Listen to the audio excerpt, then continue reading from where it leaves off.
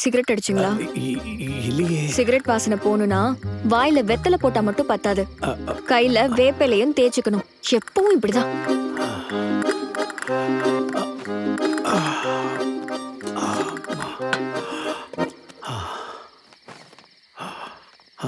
மாத்திரை போட்டுக்கோங்க.